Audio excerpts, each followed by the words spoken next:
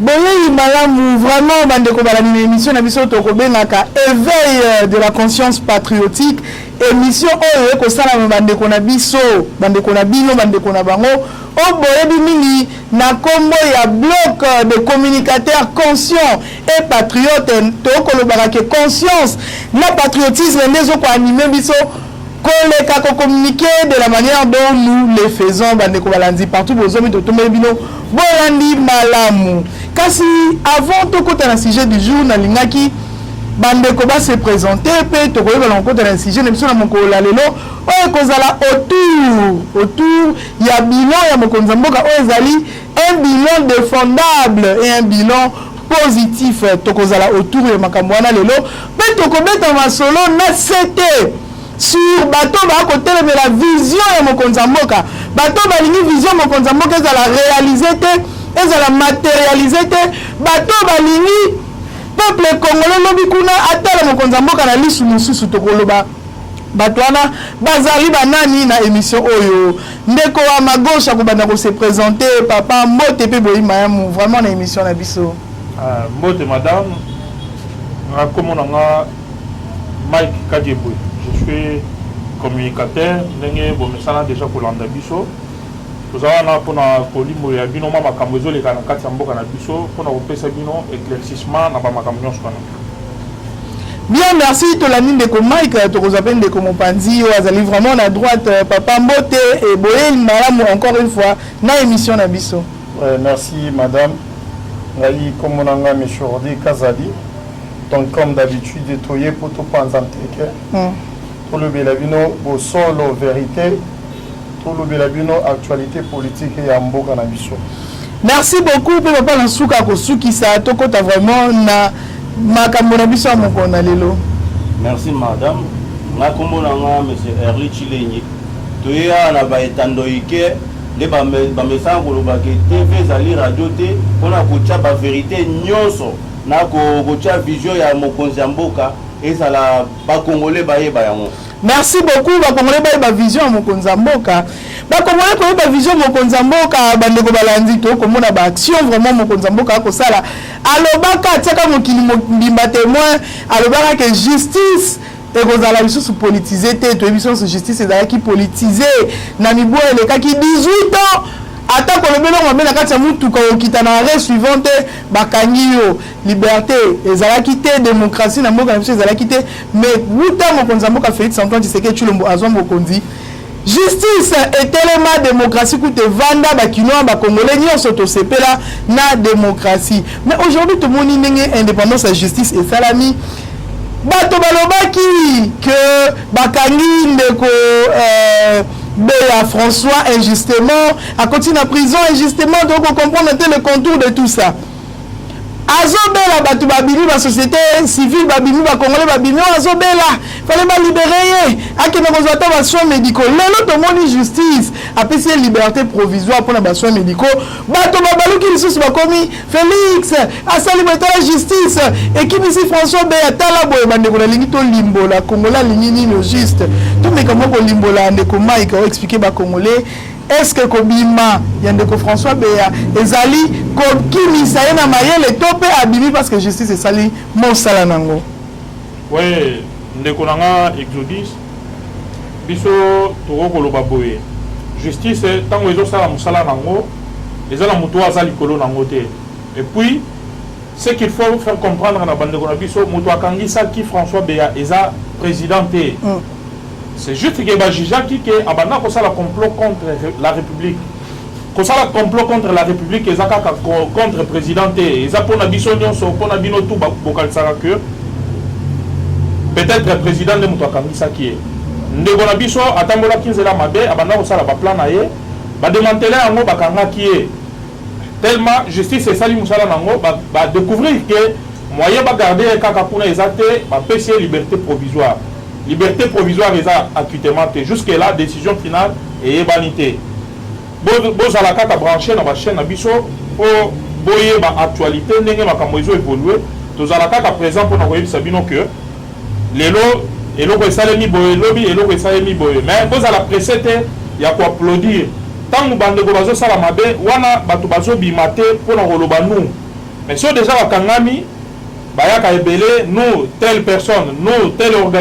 organisation pour nous défendre mutu wana juste parce que bazopesa bino mwa mbongo moke. Il faut bozala na intelligence ya ko discerner makambu kotala pe façon bato bazolinga kosala république jour mosusu tolala boye tosutuki na ntongo bateki mboka na bato ya mitema mabe parce que eza na groupe ya bato bazali na nsima na bango bazosoutenir bango ntango bazosala makambo mabe. En tout cas il faut tozala vigilant. Vigilance Ndeko Rodrigue, parce que vraiment vigilance tout le monde nini batu ba bazala qui instrumentalisé nini ba somba qui conscience à batu autour ya likambo ya Ndeko François Beya. Un mot pour nous éclairer vraiment opinion. Oui, merci madame pour nos paroles. Moi je crois que les Congolais il faut tous avoir conscience dans makambo tous en kacha sala. Alors justice ezo sala musala nango kaka biso batu oyo tozole la justice ezamabe Bokomo la lisusu o abima abeli tout ça mais justice est kati lelo François Beya azali banda. Donc libanda wana eza que non abimité ba quitter tes problèmes eza que azo so ba soeur nzoto eza bien té. Alors je vais kwebisa ba ndeko na biso elo moko. Botika ko intoxika ka batu. Mutu soki asali mabe il faut répondre à la justice. Botika makambu ya nous, botika makambu ya CC. Alors tangu mutu asali mabe alingi ate kamboka et que ba justice et landelier nani honneur batutu balandelier ba comprendre que ye mutu aza mabe alingi ate kamboka. Kaka biso batu oyo to monaki eloko yango ezaki mabe comment défendre yango. Ce n'est pas bon nous les Congolais. Il faut te changer yango na mokonzi mboka lobaki changement ya mentalité. Il faut comprendre la démocratie est un processus. Et ça, biloko bino bozo kanisa wana. Lelo la beauté de la démocratie. Mon ami, tout le monde dit lelo François Beya a eu moi liberté provisoire. À qui pour na besoin naie, je crois il y a besoin de santé, je ne sais pas. Moi là, alors ils a beauté de la démocratie. Mais ils a acquittement dossier ils en cours, ils a tous en akatsa kolandelaye. Si bosolo eye bana ba congolais ba peuple congolais ba ye ba makambu nini elekaki côté wana. En tout cas merci beaucoup madame. Merci beaucoup ba congolais bongi na bango koyeba vraiment makambu elekaki côté wana mais bande ko to uti biso nyonso na komona ndenge nini réserve stratégique ya mokonzi mboka ya tope ya mboka o ezali ko dépendre na République démocratique du Congo o ekambami na coordonnatrice o to bengi na Congo ya ndeko na biso Dabi ba effort basali lelo to moni masango to moni biloko ebele nzoka réserve basalaka vraiment mosala oyo ezaka visible. Je pense que ba photo bazotiela biso na illustration pendant que to koloba ndeko to koloba nini pona bato bazoluka kaka action mokonzi mboka. Qu'est-ce que vous allez y réserve nationale pembenga nini to mona même des gens qui ont un service national produisaka des produits viennent à kin mais batu ba ko mona lokola bazo mona est-ce que ça kaka motema mabe topé ba congolais ba comment la formule mosusu pour la koyina mokonzi mboka ndeko Mike batu ebele baza na motema mabe surtout bandeko bazo sala opposition. C'est pourquoi mokonzi mboka alobaki jusque là non ba komi na hauteur ya opposition te pour bazo yekola nanu. Très bien. L'action à chef de l'État est belé. Sotali na réserve stratégique, bato belé kutu ba yebaki en hauteur. Et là qui direction mo bato ba vandeli en haut bazwa kambongo presque chaque mois.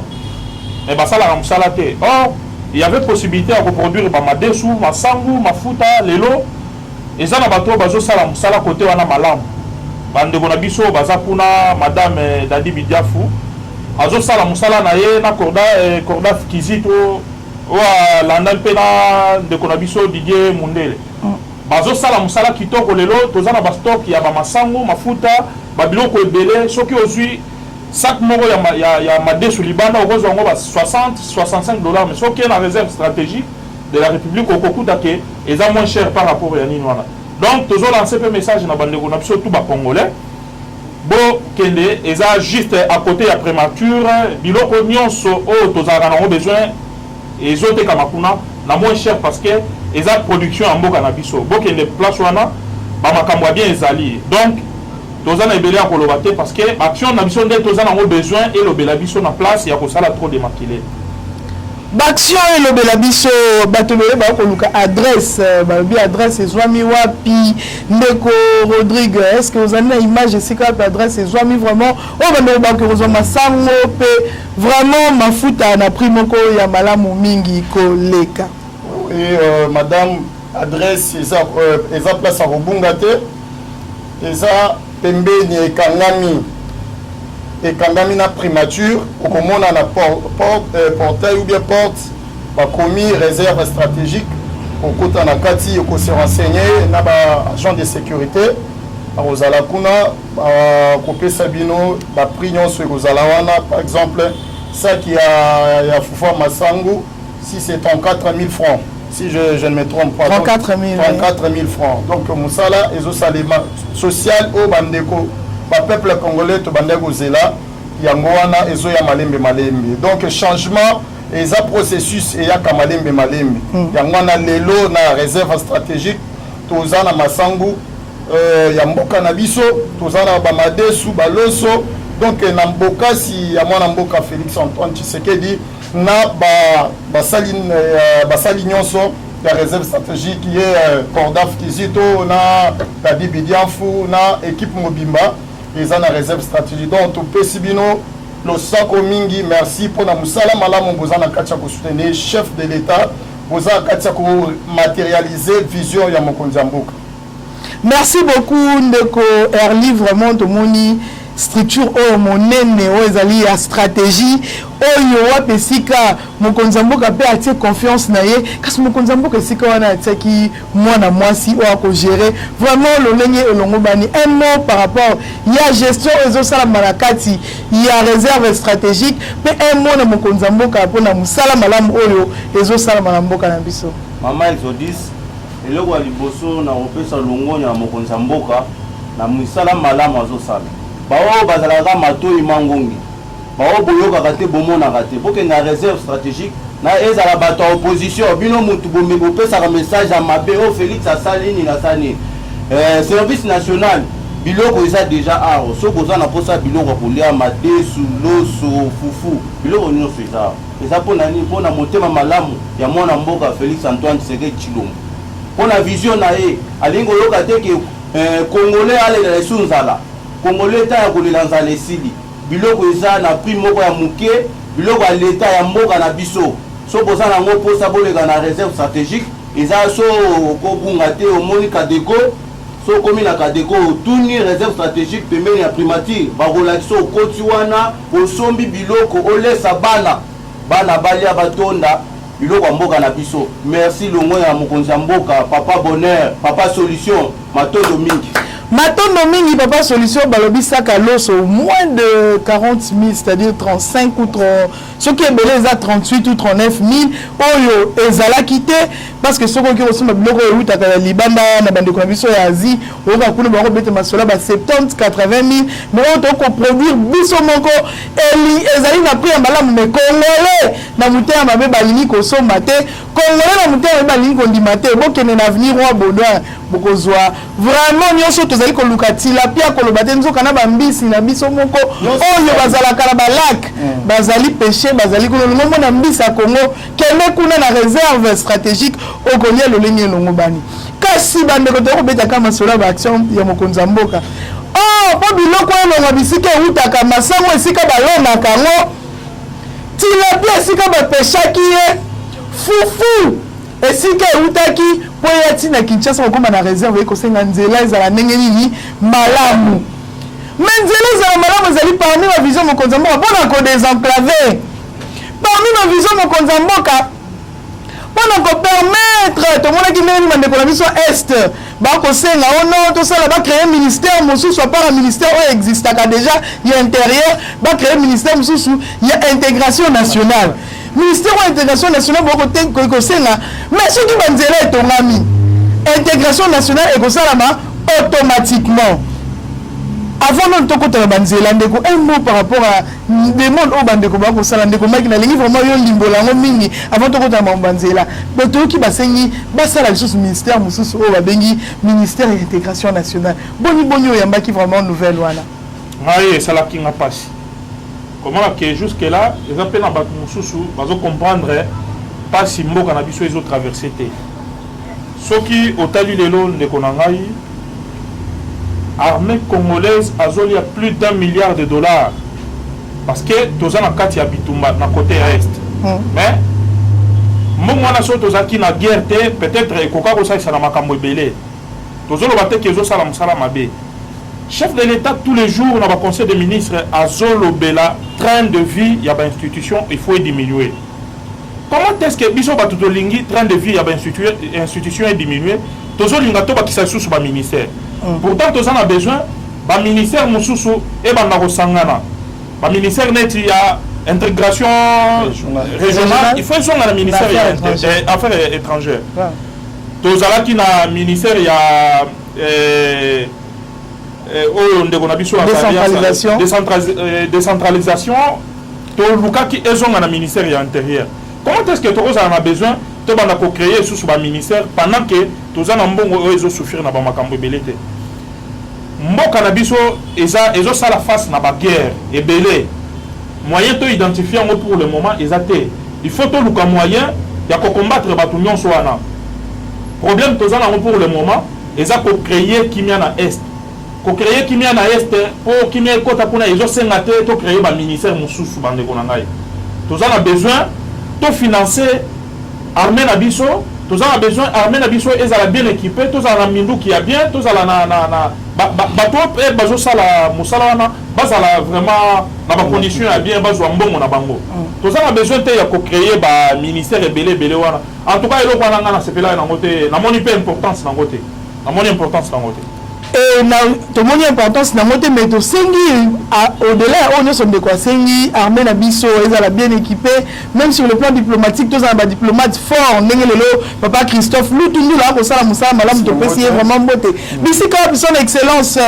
le vice-ministre le vice-premier ministre le VPM Christophe Lutundu là na vice na ye o azali ndeko Sami Adubangu ba ko sala musala diplomatique kitoko malamu e ko monana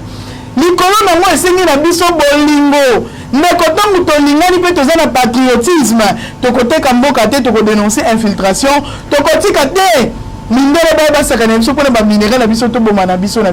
toyebi biso nyonso baorigine ya guerre mpe bitumba ezwami na este mais bandeko tosonga na makambo ya infrastructure tomona mokonzi ya mboka ye moko kozwa décision koinstruire na ministre ya ITP koyebisa ye que ba travaux il fait ça nini esalama ezonga mais bato bazalaki lokola bato ya main d'œuvre kosala ba travaux wana bazalaki déjà expulsé bandeko na biso wana mais instruction ya mokonzi ya mboka eyaki que bato wana bazonga mpona koya kocontinue misala oyo babandaki déjà na kosala na projet oyo tobengi Chilejelu projet oyo ezalaki na maboko ya grade 7 bandeko balandi tomoni tolali tolamuki contrat oyo ezalaki contrat ya PP public privé oyo ezalaki déjà na maboko ya grade 7 kokoma na maboko ya bato mosusu sans pour autant qu'on résigner en amont ce contrat tomoni un autre contrat ebotami na violation kobarre la route kaka na grade 7 kosala misala te nzoka kobarre la route na grade 7 kosala misala eza koyinisa mokonzi ya mboka epai ya population na ye epai ya peuple esika biali komona nzela esalama ndeko Mike avant topesa bandeko maloba ndenge nini bomo oyambaki nouvelle wana tomoni beseko mopanzi tomoni ministère ITPR mopanzi tomoni Safrimex oyo toyeba nzela tonga tokoloba te toboyi mpe kotia baillustration mpo tozocontinue koréunir baélément de preuve mpona kosola me bato boya na nsima nango tokotanga nkombo mikomizeko ya ndeko Mike rapidement ndenge nini yo oyambaki vraiment nouvelle oyo eza likambo déjà eleki na matoi na biso ça fait déjà presque une semaine oyo makambo wana ebandi il faut koyebisa bandeko na biso ke na mosala nyonso ya l'état ezalaka na continuité nango c'est-à-dire ata totai na régime mosusu mais soki déjà misala ebandaki kosalema il faut qu'il y ait continuité c'est pas que misala tout oyo ezosalema lelo bacontrat wana ebandaki lelo peut-être bato bainitiaki contrat mais bazali na possibilité ya komaterialize yango te chef de l'état aye na volonté ya kosalisa misala wana grade 7 abandaki déjà nzela oyo tobengi kalambambuji ezorelie ville province ya Kasa centrale na province ya Lunda na Ngola province oyo eza vraiment ekangama il n'y a pas possibilité ya so za na biloko na okende oteka yango peut-être na mboka mosusu or soki basali nzela wana tozala na possibilité ya kosomba bamasango na biso bamakambo na biso biloko tout tokozala nango peut-être na Kasai tobimisi yango eza moyen ya kofaire développer mboka na biso chef de l'état aponamaki mpe mingi na bandeko na biso baza mopanzi wana mais jusque là soki bamoni misala po esalema ezozwa temps bozo créer peut-être motema mabe na kati ya bandeko na biso distraction voilà parce que balobaki biso toponaki nzela oyo tosengaki asalela biso pourquoi ezotraîner or eza na groupe ya batu bazo annuler ba contrat tout ya kala oyo ebanda kozala pour que baluka ba contrat ya sika yango ne kopesa bango mbongo so tali na likambo ya shit katene oyo ezaki misala nango ezaki déjà en cours na batu ya grec 8 kuna bango ne bazo sala yango batu wana bazo linga ba sursoir ba misala wana pour que ba bandela projet ya sika projet wana tango financement ekoya bango bazala na ba recto commission baza na besoin wana alors biso tokotikela bango nzela te toza na besoin misala wana ndenge déjà ebandaki ezongela société oyo abandaki yango parce que eza sur ya instruction ya chef de l'état moto asalaki keno misala wana ebandela en tout cas soki bino bokomi oluka keno bato babanda oyo na chef de l'état sali bino bolingi ye te wana s'il faut que tobanda kotanga bakombo na bino tobanda kotanga yango parce que tomoni ke boza na idée ya koyede chef de l'état te tozosenga na bato oyo batamboli na cc pour que société ya Beseko Afrimex bazwa misala oyo bandaki kosalema déjà na bandeko na biso ya grec 7 bazo misala bango misala na bango ba continuer parce que bango ne baza na programme wana bango ne batrasa 15 la wana baza na facilité ya kosi sango parce que baza déjà na phase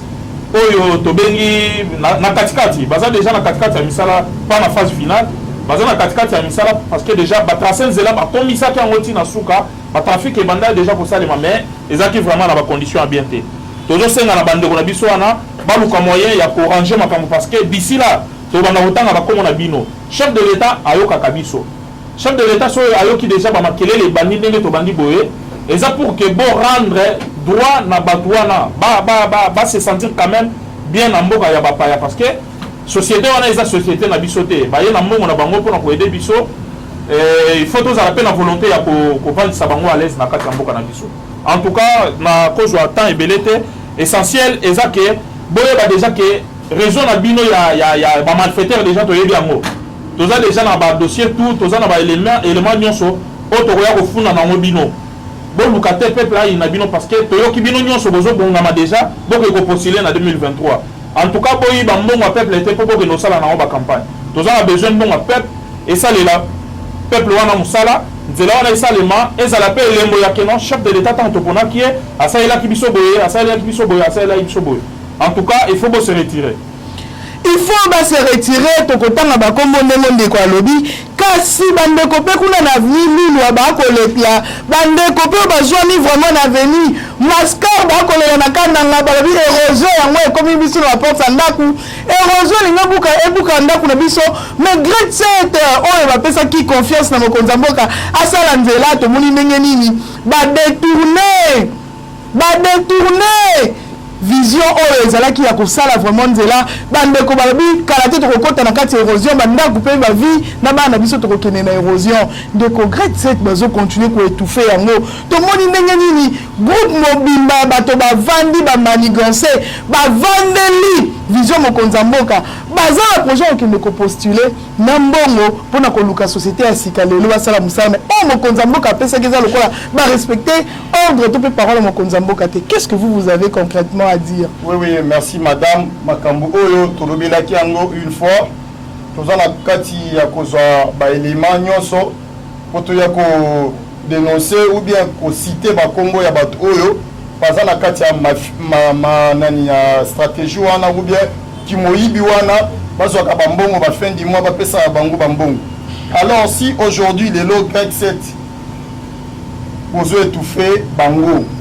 mais je veux vous dire une chose. Greg 7 na Chile Gelou tomoni bamisala makasi minene oyo eza na kati ya kosala oyo Chile Gelou Greg 7 asali. Alors biso touti na ba intérieur tomoni makambo Greg 7 azosala. Donc misala ya Greg 7 oyo mokonzi ya mboka apesi ndimisa po bana mboka oyo ba peuple congolais batambola malamu basala ba trafic bien eza na ba individu bavandi musala na bango kozwa bambongo kokende kosala bakop oyo babengaka bakop mpona kozwa bambongo tiana mabenga na bango mpona kokende kopostule toyebi bakombo na bino. Alors il faut se retirer à l'immédiat parce que bientôt là dans plus ou moins 48 heures tokosite siko bakombo na bino toyebi bino botika motema mabe bozongisela bakolo marché babanda basuka na marché na bango. Alors si vous allez nous parler que nos Greg 7 va pesa qui est nini ya Chile Gelou asali nini, je vais vous dire bokende na Mbujimayi bokende na Mbujimayi bokomona ba réalisation ya Greg 7 à travers Chile Gelou bokende na Kananga bokomona misala eza na kati ya kosalema botika motema mabe biso tokotelemela makambo oyo tina suka. Si vérité population et ba vérité et bana batu oyo bazana kati ya kosunga chef de l'état te bazana kati ya koluka bakop po baliaka basoka mbongo ya l'état bachaka na mabenga na bango. En tout cas tokondima te mokolo ata moko bosakana na mbongo ya l'état soki oza soki soi-disant ministre ou bien oza député ou bien oza conseiller soki ni tokosite bakombo te mais prochainement bakombo kozala na mesa bo se retirer tika société Greg 7 a continué na musala na ye muto abandaki na yepende akosilisa musala na ye madame. Toujours souka vraiment l'élément quand to lobi lelo ya Greg 7 to moni parce que ne cité ba réalisation d'ambo mais tout depuis ma solo ya Chile Gelou toujours à travers Greg 7 oh le coup de Greg 7 n'est allé initiateur ya Chile Gelou ensemble na mokonza mboka to mona ki bibo nenge to ngami na betobeta ki sola bibo lobi o elekaki également Greg 7 bateba ko tuna Greg 7 asala nini mais lelo soki Congo toza na fierté to ba toza na 4 bandes o zwami na to benaka triomphale ba travaux na Greg 7 mutasala yango Greg 7 mutasala ba travaux ya boulevard Lumumba Greg 7 mutasala ba travaux ya boulevard du 30 juin to le bakutu pour Luangete Greg 7 asali misala o eza visible to kozonga prochainement ndenge to lobi na ba élément mususu pour na commettre encore et toujours en garde batoyo ba kotelemela vision ya mokonzi mboka ndeko early mission na biso moko na lelo bon eloko na kosukisa na kolobela bato bazo étouffer Greg 7 o bazo étouffer bango na musala na bino musala o ezosalema ya malamu toyebi Safimex na Beseko banzela botongi na Kinshasa ebeba pas même 6 mois mais lelo Greg 7 o asala musala ya malamu o lelo bazo benga Fati Beton lelo bazo benga Fati Beton pona likola banzela o Greg 7 asali muto moninga a tracé déjà nzela bino bozolinga bo rouler bozo marché wana pona ba rétro commission na bino ezalaka te botika bozo marché wana ezaka ya Greg 7 au monde baninga basi balobi tokotanga bino kala mingi ezala ministre ezala banane ezala ba conseiller toyebi bino déjà toche bino full stop na makambo na bino bozo sala wana tokotanga bino. Merci beaucoup bandeko balandi bozalaki vraiment partout dans le monde pour koyoka masolo tobetaki lelo autour ya actualité politique pe ya misala o mokonza mboka asali pe azokoba na kosala soki yeso azongi te biso na bino prochainement to kokutana lisusu. Merci beaucoup. Merci.